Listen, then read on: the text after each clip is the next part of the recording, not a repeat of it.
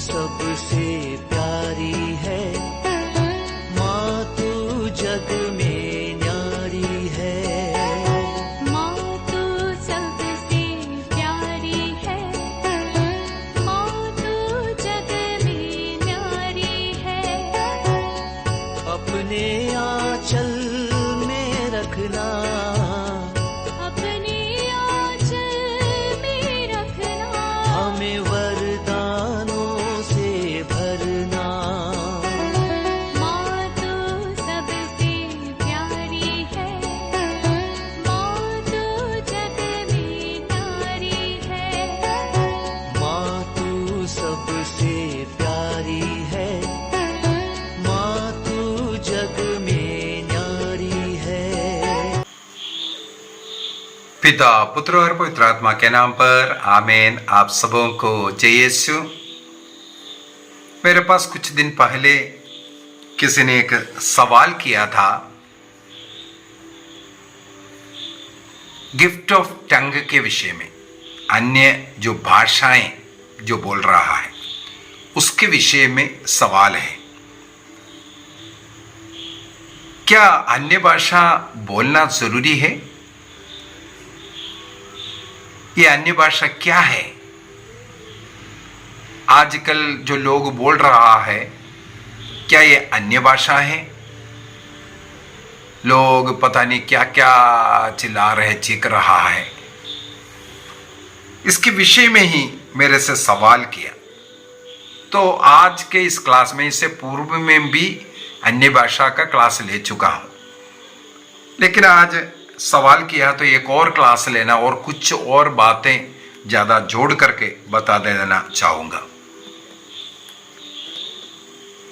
अन्य भाषा के विषय में कुरिन्थियों का पहला पत्र अध्याय 12 वाक्य 1 से आगे वरदानों के विषय में बताया हुआ है। वाक्य 1 को पढ़ते हैं।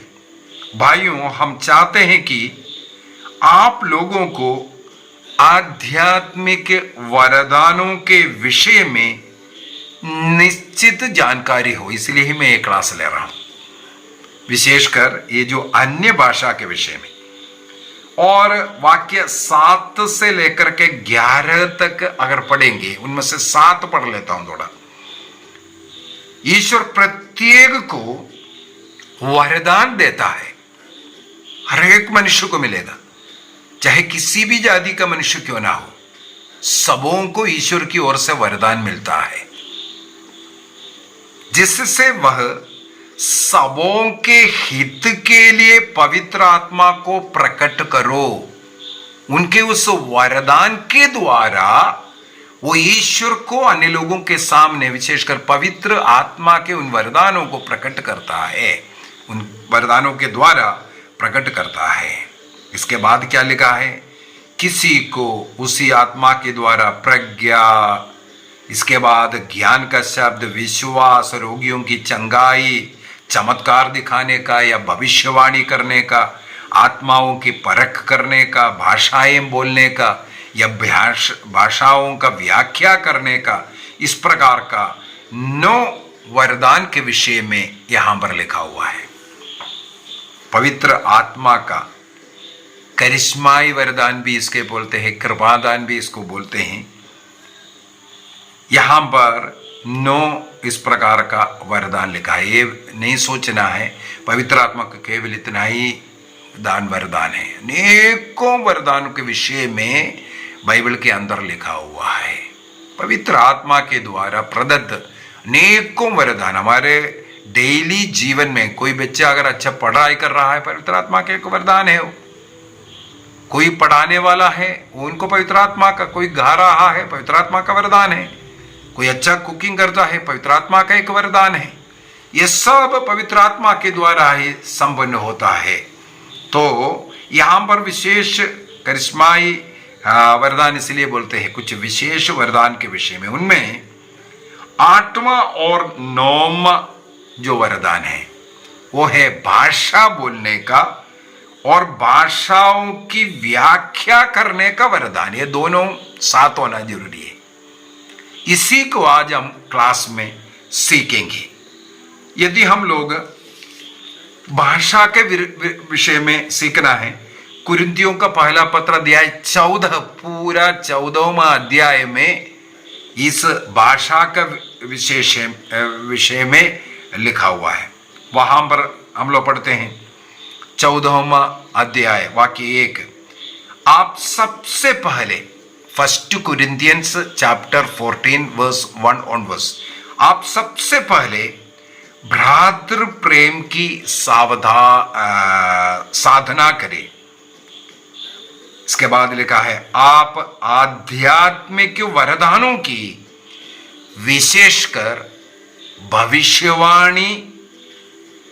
भविष्यवाणी के वरदान की अभिलाषा करें, क्योंकि जो अपरिचित भाषा में बोलता है वह मनुष्यों से नहीं बल्कि ईश्वर से बोलता है, उसे कोई नहीं समझता, वह आत्मा से प्रेरित होकर रहस्यमय बातें करता है। इसका मतलब है यहां पर 2 वरदानों के विषय में बोला। संत पौलुस कहते हैं आप सबसे पहले आध्यात्मिक वरदानों का, उनमें से विशेष रूप से भविष्यवाणी की वरदान की अभिलाषा करने के लिए। इसके बाद का ये पूरा वाक्य हम लोगों को मिलेगा, भविष्यवाणी का वरदान का क्या जरूरत है, भाषा का वरदान का क्या जरूरत है, कौन सा महत्वपूर्ण है, इसके विषय में ही इसके अंदर बार बार बोल करके पूरे अध्याय में, इस पूरे अध्याय को यदि आप अच्छी तरह पढ़ेंगे, 1 कुरिन्थियंस चैप्टर 14, इसी से आपको पता चलेगा। एक सवाल यही आया था, क्या भाषा बोलना जरूरी है क्या? क्योंकि मुझे भी कई ऐसा प्रोटेस्टेंट लोगों से सुनने के लिए मिला है, पेंटेकोस्टल जो लोग, जिस व्यक्ति को पवित्र आत्मा मिलता है वो भाषा में बात करना चाहिए, भाषा उसका चिन्ह है करके। नहीं है, गलत है। जिस व्यक्ति में पवित्र आत्मा है उसको परखने के लिए उसके अंदर पवित्र आत्मा का 12 फल होना चाहिए, एक वरदान नहीं। यदि 12 फलों से वो व्यक्ति भरा है, पवित्र आत्मा का 12 फल जिस व्यक्ति में है वही पवित्र आत्मा से भरा हुआ है। पवित्र आत्मा का वरदान किस लिए? अन्य लोगों की सेवा करने के लिए। ही तो 12वां अध्याय का वाक्य 7 इसलिए मैंने पढ़ करके सुनाया। वरदान इसलिए है, प्रत्येक को ईश्वर वरदान देता है जिससे वह सबों के हित में कार्य करे, कार्य करने के लिए, दूसरों के उन्नति के लिए, दूसरों के आध्यात्मिक उन्नति के लिए या भौतिक उन्नति के लिए, जो कार्य करने के लिए किसी को मिलने वाला जो वरदान है, भविष्यवाणी और अन्य जो भी वरदान है। लेकिन उनमें से ये जो भाषा का वरदान के विषय में संत पौलुस सिखाते हैं, जो भाषा बोलता है वो अन्य लोगों को समझ में नहीं आया तो उसको कोई फायदा नहीं है। ये पूरा पढ़ करके जाएगा तो ये निचोड़ आता है। यदि आप भाषा बोल रहा है, वो अन्य लोगों को आपने क्या बोला है, इसका मतलब भाषाओं का व्याख्या कोई करना चाहिए, तभी आप भाषा बोलना है। अन्यथा भाषा बोलने से कोई फायदा नहीं है।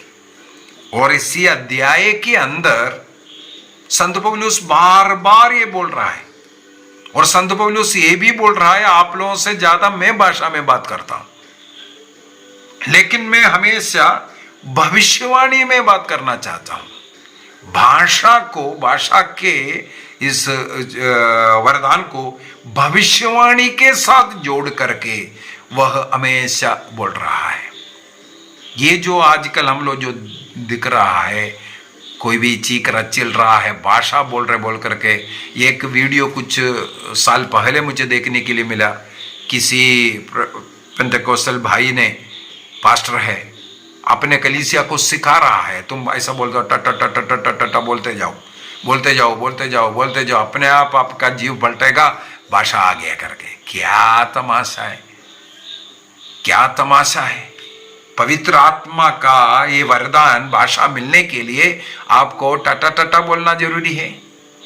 इस प्रकार का भाषा सिखाना और लोगों को इस प्रकार का मानसिक रूप से पागल बनाकर रखना, और लोग ऐसे लोग हैं, ऐसे ही सोचता है।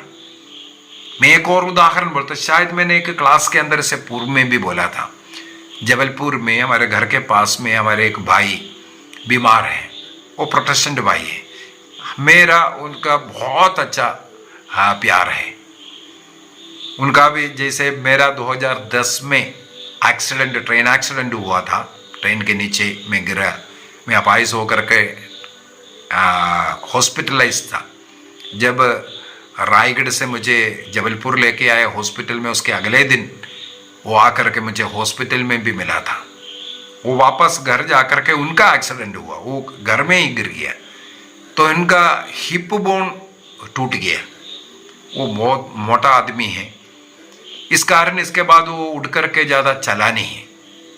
मैं 3-4 महीने के बाद फिर हम लोग फ़ोन से ही बात करता भी था, हाल चाल पूछता था।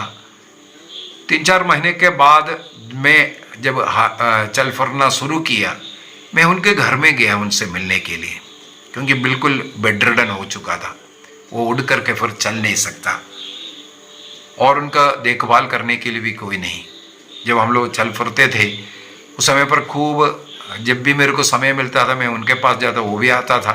उनके पास इसलिए जाता, वो कीबोर्ड मेरे बजाता है, अच्छा गाना गाते हैं, और वो मेरे से बोलता है मैं प्रार्थना करूं, और वो गाते हैं। तो इस प्रकार हम कई घंटे कई बार उधर बैठ करके प्रार्थना में, गाने में सब बैठता था। तो इसी प्रकार इनका जब बेड रिडन था, मैं देखने के लिए जब उनके पास उधर था, वो लेटे लेटे गाना गाए, मैंने भी प्रार्थना किया। तो सपोर्ट हम लोग एक दूसरे को ऐसा देते हुए प्रार्थना और गाने में था। उस समय पर वो एक प्रोटेस्टेंट है हमारे भाई, उनका चर्च का कुछ लोग, उनका परिचित का कुछ लोग उनसे मिलने के लिए आए। 5 लोग, 2 महिलाएं, 3 पुरुष लोग, सफ़ेद कपड़ा पहन करके, जुबा जो कुर्ता सब पहन करके, महिलाएं भी जो ब्लाउज है हाथ लास्ट तक, हाथ वाला लंबा हाथ वाला ब्लाउज पहन करके, सफ़ेद ड्रेस पहन करके, बड़े भक्ति के साथ वहाँ आए। उनसे बातचीत किया, हालचाल पूछा। तो भाई ने मेरा इंट्रोडक्शन किया, मैं ऐसे सब प्रभु का सेवक है, ऐसे सब बोला। तो मेरे से उतना ज़्यादा बात तो नहीं किया, उनसे हालचाल सब पूछा उन्होंने। पूछने के बाद उन लोग बोला चलो हम प्रार्थना करेंगे। मैं भी खड़े हो गया प्रार्थना के लिए, आंखें बंद किया और हाथ जोड़ करके। लेकिन उन लोगों ने सीधा कटपट कटपट कटपट बोलना, ये 5 मिल करके एक शब्द, यदि यीशु बोलने से मुझे इतना दुख नहीं होते, एक यीशु शब्द तक उनके प्रार्थना में नहीं बोला।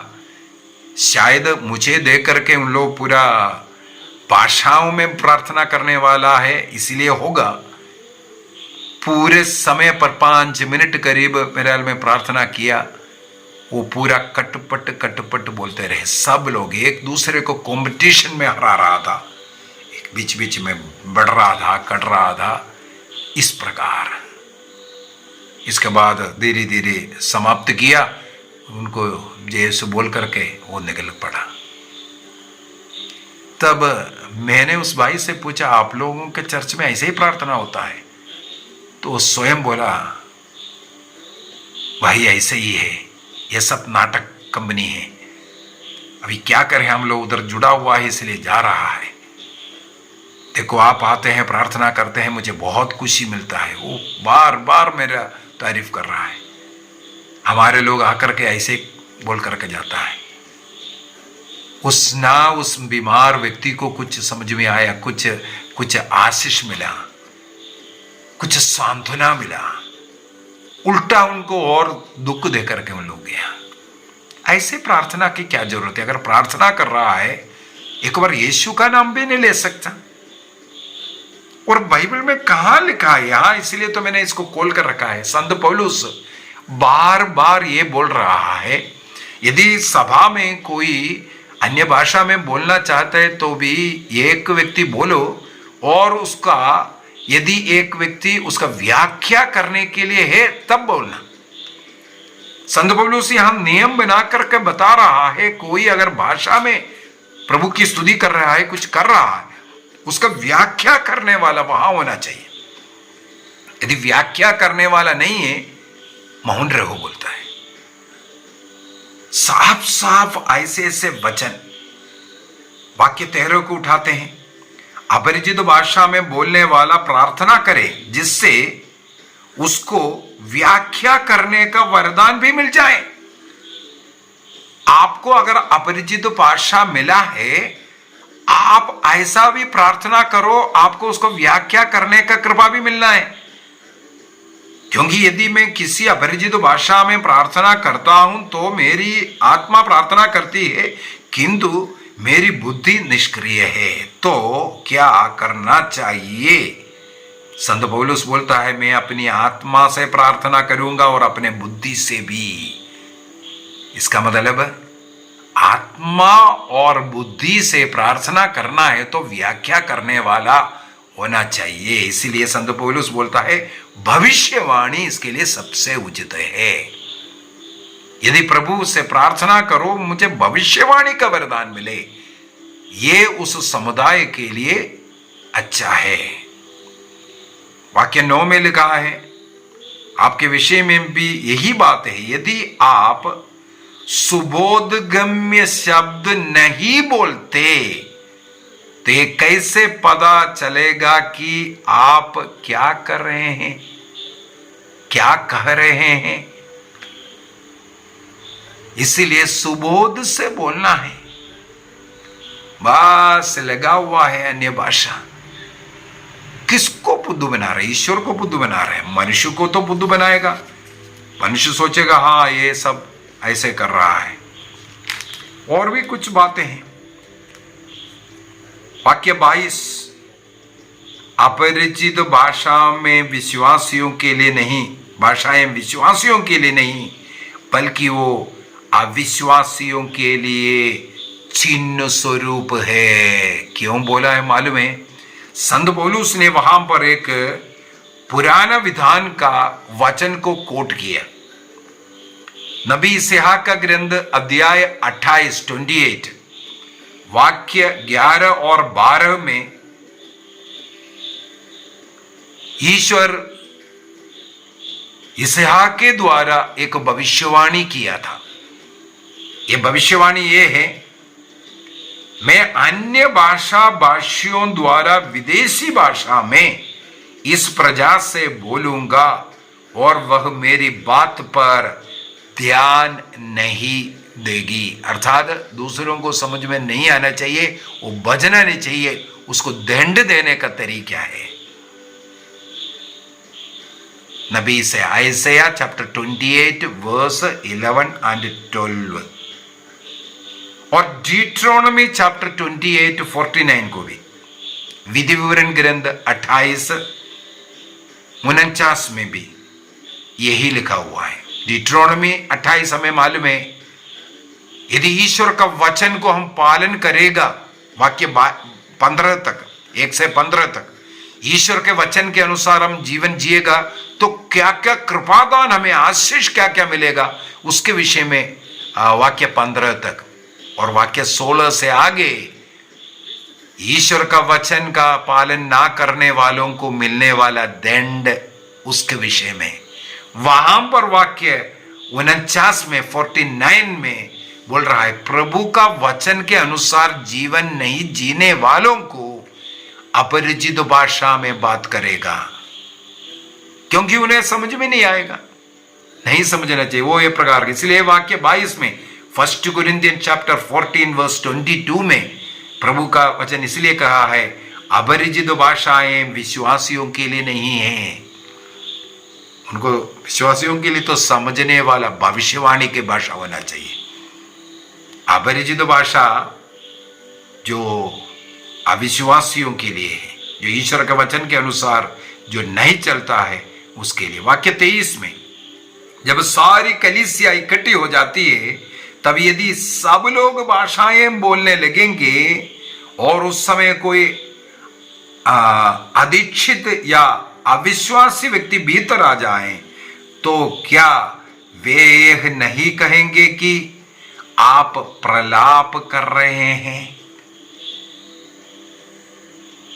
आप क्या कर रहा है, क्या बोल रहा है, उनको ही समझ में नहीं आ रहा है।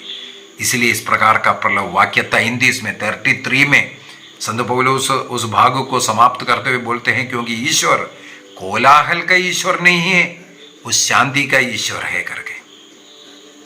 इसलिए आपकी धर्म समाओं में भी क्या बोलना है, कैसे बोलना है, कितने लोग बोलना है, इसका इधर बोला है।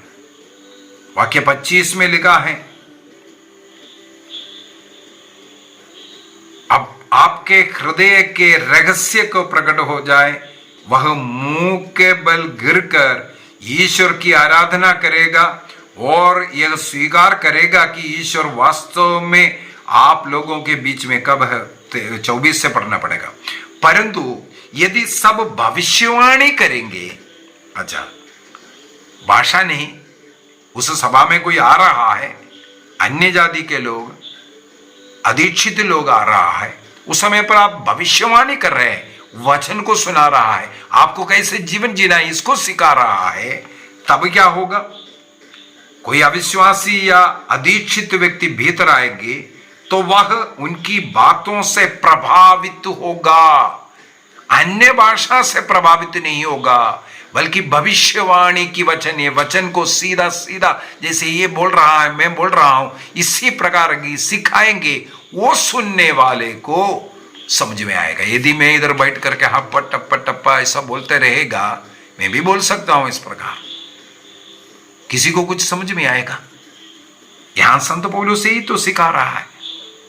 इसलिए आप अन्य लोगों को जो समझने वाला भविष्यवाणी की बातें कर लो, वो भी आत्मा में, वो भी भाषा ही है।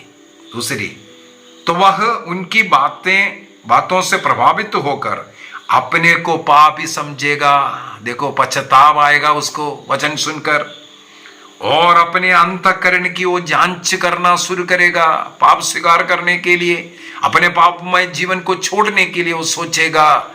यदि आप वचन का घोषणा सीधा सीधा करे, भविष्यवाणी करे, उसके हृदय के रहस्य प्रकट हो जाएंगे और वह मुंह के बल गिरकर ईश्वर की आराधना कर सकेगा जब आप भविष्यवाणी करेंगे। अभी वाक्य 26 से अगर आप पढ़े करके जाएंगे, भाइयों, इसका निष्कर्ष क्या है? जब जब आप लोग सभा करते हैं तो निष्कर्ष लास्ट में बोल करके दे रहा है, क्या करना है? कोई भजन सुनाता है, कोई शिक्षा देता है, कोई अपने पर प्रकट किया हुआ सत्य बताता है, अर्थात भविष्यवाणी करता है, कोई अपरिचित भाषा बोलता है और कोई इसकी व्याख्या करता है। देखो, ये होना जरूरी है। यदि अपरिचित भाषा में बोल रहा है, उसका व्याख्या कोई करना चाहिए। यह अपरिचित भाषा में बोलेगा तो अन्य लोगों को समझ में आना चाहिए। प्रेरित चरित्र अध्याय 2 में पेंतिकोस्त के दिन में, पहला पेंतिकोस्त, पवित्र आत्मा सब शिष्यों पर उतराया, शिष्य लोग पवित्र आत्मा से भर करके अनोखी भाषा में भविष्यवाणी करना शुरू किया था। ये सुनने वाले देश के अनेकों देशों से आए हुए लोग, अनेकों भाषा भाषी लोग वहां इकट्ठे थे। वे लोग बोल रहे हैं, ये सब लोग तो गलीली है ना, ये हमारी भाषाओं में कैसे बोल रहा है? अनेकों भाषा वहां लिखा हुआ है, उन भाषाओं में ये शिष्य लोग बोल रहा था, सबों को समझ में आ रहा था। यह भाषा आज किसी को क्यों नहीं मिल रहा है? क्या केवल पेंतिकोस्त के लिए था? केवल पेंतिकोस्त के लिए था क्या? सचमुच में एक भविष्यवाणी हुआ। और हम लोग देखते हैं, पेत्रुस जब कर्नेलियुस के घर में वचन सुनाया, कर्नेलियुस एक गैर यहूदी है। प्रेरित अध्याय 10 में हम लोग पढ़ सकते हैं। कर्नेलियुस के घर में जब भविष्यवाणी किया, जब वचन सुनाया, सुनने वाले सबों पर पवित्र आत्मा उतर आया। पवित्र आत्मा उतरा करके पवित्र आत्मा द्वारा प्रदत्त भाषाएं वे भी बोलने लगे। पेतरुस को समझ में आया। पेतरुस को उन बेखतने लोग जिनको बपतिस्मा नहीं मिला, उनको पवित्र आत्मा मिला और उनके बातें सुन करके पेतरुस ने उनको बपतिस्मा देने का घोषणा किया। वहां का भाषा एक दूसरे को समझ में आया, पेतरुस को समझ में आया। जैसे हम लोगों ने पेंतिकोस्त में जो बोला, उसी प्रकार ये लोग भी पवित्र आत्मा से भर करके बोल रहा है, भाषा बोल रहा है, समझ में आना चाहिए। अन्यथा अन्य लोगों के सामने एक आधा लोग अगर थोड़ा सा बोला अलग बात है, या अपने रहस्य में अपने आत्मा में प्रार्थना करने वाले हैं, ये आपको बढ़ाने के लिए, आपको यीशु यीशु बोल करके या यीशु से वचनों से प्रार्थना करने नहीं आता, क्योंकि रोमियो को लिखते हुए संत पौलुस से ही लिखा है, तब आत्मा आपकी मदद करेगा। यही बोल करके अनेकों लोग भाषा बोल रहा है, आपका बनाया हुआ भाषा, पवित्र आत्मा द्वारा प्रदत्त भाषा नहीं, आप अपना भाषा में, वो भी मैं मान लेता हूं। अगर बैठ करके यीशु यीशु यीशु यीशु यीशु बोलते जा रहा है, वो आप अपने तक सीमित रखना है। अन्य लोगों को बढ़ाने के लिए, अन्य लोगों को देने के लिए, या समुदाय को बनाने के लिए इस प्रकार का भाषा उपयुक्त नहीं है। और एक और बात बोलना चाहूंगा, जो भाषाएं हम लोग सुन रहा है, जो पेंतिकोस्टल कलीसियाओं में जो चल रहा है, वो डुप्लीकेट भाषा है। आत्मा में कितने लोग भाषा बोल रहा है मुझे नहीं मालूम, लेकिन जो सुन रहा है, जिस प्रकार लोग कर रहा है, ये सब निंदनीय कार्य कर रहा है, किल्ली उड़ा रहा है। इस कारण ईसा मसीह का किल्ली उड़ा रहे लोग, ईसाइयों का किल्ली उड़ा रहा है, मसीह का नाम को खराब कर रहा है। क्या क्या हरकतें, यदि पवित्र आत्मा से हैं, उनका जीवन ऐसा होना चाहिए। कल के एक क्लास में एक और घटना में बोलने वाला हूं, इस प्रकार का जो पेंतिकोस्टल कलीसिया द्वारा किस प्रकार ईसा मसीह का खिल्ली उड़ा रहा है, अपमानित कर रहा है, निंदा कर रहा है। तो आज मेरा यही है, यदि किसी को भाषा मिल रहा है, भाषा में प्रार्थना करना अच्छा है, गलत नहीं है, लेकिन पवित्र आत्मा के द्वारा मिला हुआ भाषा। अन्यथा हम लोग हालेलुया हालेलुया जो बोल बोल करके जा रहा है, जीव पलट रहा है, इसको भाषा है कर करके नहीं बोल सकता। वो कोई भी व्यक्ति ऐसा करते रहे, उनका जीव पलटा सकता है। अगर भाषा सचमुच में ईश्वर की ओर से मिल रहा है, उसको उपयोग अपने व्यक्तिगत जीवन के लिए इस्तेमाल कर सकता है। भाषा में प्रार्थना आप कर सकता है। उससे बढ़ करके जैसे संत पौलुस ने कहा, मैं अपना बुद्धि के द्वारा, अपने आत्मा के द्वारा, बुद्धि और आत्मा के साथ मैं प्रार्थना करूंगा। सबसे अच्छा यही है, किसी व्यक्ति के लिए प्रार्थना करता है, 2 शब्द बोल करके, यीशु का नाम ले करके प्रार्थना कीजिए। और अपने आत्मिक बढ़ोतरी के लिए भी हम शब्दों का उच्चारण करते हुए अगर प्रार्थना करें, सबसे उत्तम है। एक घटना मुझे याद आ रहा है, मुझे एक साक्षी सुनने के लिए आया। किसी एक अनपढ़ महिला पोटा टीम के साथ, मेरे विचार में आंध्र प्रदेश में किसी जगह पर कन्वेंशन था। उनके जो टीम में मध्यस्थ प्रार्थना करने के लिए और कुछ सेवा कार्य करने के लिए किसी महिला उनके साथ गए थे। वहाँ वो अनपढ़ है, बाइबल वगैरह नहीं पढ़ सकती। ऐसे एक अनपढ़ महिला उनके ग्रुप में, पोटा टीम के ग्रुप में वहाँ आंध्रा गए थे। वहाँ पर प्रोग्राम चल रहे थे, प्रार्थना करते करते, स्तुति करते करते ये महिला आंध्र भाषा में बात करना शुरू किया। आंध्र भाषा में बात करना शुरू किया। क्या हम इसे भाषा का वरदान नहीं बोल सकता? एक पोटा में हमें मिलेगा एक मारियो जोसेफ, जो मुसलमान था, वो अभी क्रिश्चियन बना है, मारियो जोसेफ। वो जब आते वक्त इवन मलयालम तक अच्छी तरह नहीं जानने वाला था प्रभु में जुड़ने के समय पर।